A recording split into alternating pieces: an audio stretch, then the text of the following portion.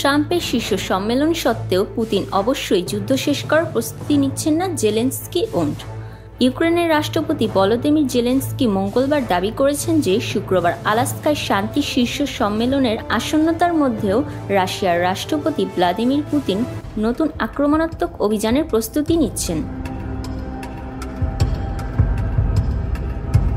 শুক্রবার বৈঠকের জন্য মার্কিন যুক্তরাষ্ট্র এবং রাশিয়া প্রস্তুতি নিচ্ছে।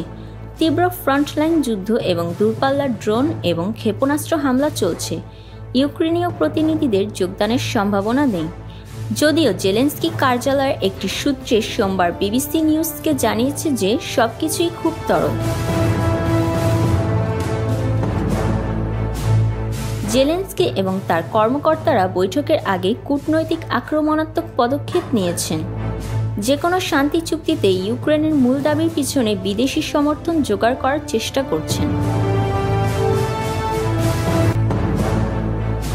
সোমবার জেলেনস্কি পরামর্শ দিয়েছেন যে আলাস্কার শুক্রবারের বৈঠক সত্ত্বেও পুতিন লড়াই শেষ করতে প্রস্তুত নন।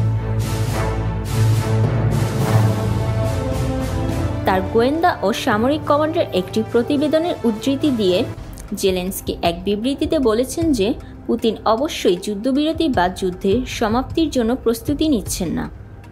পুতিন কেবল আমেরিকার সাথে বৈঠককে তার ব্যক্তিগত বিজয় হিসেবে উপস্থাপন করতে চান এবং তারপরে আগের মতোই কাজ চালিয়ে যেতে বদ্ধপরিকর, আগের মতো ইউক্রেনের উপর একই চাপ প্রয়োগ করতে। এখনও পর্যন্ত এমন কোনো ইঙ্গিত পাওয়া যায়নি যে রাশিয়ানরা যুদ্ধ পরবর্তী পরিস্থিতির জন্য প্রস্তুতি নেওয়ার জন্য সংকেত পেয়েছে। তিনি আরও বলেন, বিপরীতভাবে তারা তাদের সৈন্য এবং বাহিনীকে এমনভাবে পুনর্মোতায়েন করেছে যা নতুন আক্রমণাত্মক অভিযানের প্রস্তুতির ইঙ্গিত দেয়। যদি কেউ শান্তির জন্য প্রস্তুতি নিচ্ছে তবে সে তা করে না, জেলেনস্কি বলেন। জেলেনস্কি বলেছেন যে কিয়েভ রাশিয়ার কাছে কোনো অঞ্চল ছেড়ে দেবে না, তার ন্যাটো উচ্চাকাঙ্ক্ষা ত্যাগ করবে না এবং তার সশস্ত্র বাহিনীর উপরও কোনো সীমাবদ্ধতা মেনে নেবে না। মস্কোর দাবিগুলির মধ্যে রয়েছে ইউক্রেন দেশের দক্ষিণ এবং পূর্বে বেশ কয়েকটি অঞ্চল যার সবগুলি রাশিয়ান সেনা দ্বারা নিয়ন্ত্রিত নয়। মস্কোর দাবিগুলির মধ্যে রয়েছে ইউক্রেন দেশের দক্ষিণ এবং পূর্বে বেশ কয়েকটি অঞ্চল যার সবগুলি রাশিয়ান সেনা দ্বারা নিয়ন্ত্রিত নয় ছেড়ে দেবে, তার সামরিক বাহিনীর আকার এবং পরিশীলতার উপর বিধিনিষেধ মেনে নেবে এবং স্থায়ীভাবে ন্যাটো থেকে বাদ দেবে। পুতিনও চান শান্তি চুক্তির ক্ষেত্রে রাশিয়ার উপর থেকে সমস্ত আন্তর্জাতিক নিষেধাজ্ঞা প্রত্যাহার করা হোক।